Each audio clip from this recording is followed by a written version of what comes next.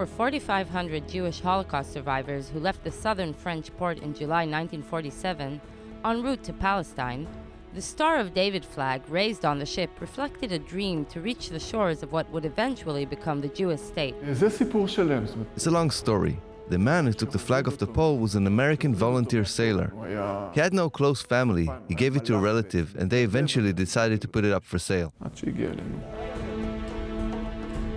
Over the years, the story of the Exodus illegal immigrant ship, including the deportation of all of its passengers back to Europe, became an important Zionist legend, inspiring a 1958 book by Leon Uris, which was made into a Hollywood epic starring Paul Newman. Now, the ship's iconic flag, which went down in history as a symbol of the Zionist struggle, is up for sale. And that's not all. Love letters from Israel's first Prime Minister David Ben-Gurion to one of his mistresses, historic posters and documents from the early days of the state, even a precious piano used by legendary Israeli singer Arik Einstein, hundreds of thousands of dollars will be circulated this week at the Kedem auction house in Jerusalem, bidding for unique and invaluable items, all of them pieces of Zionist history. In recent years, there's been a growing interest in authentic materials from the history of the establishment of the Jewish state.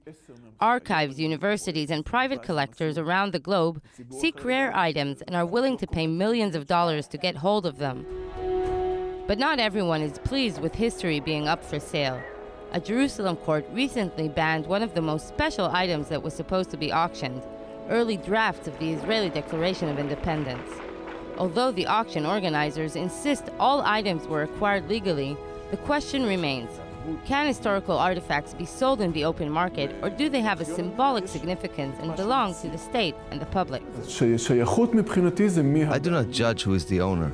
I agree that some things belong to the public, but in the modern world, I doubt that.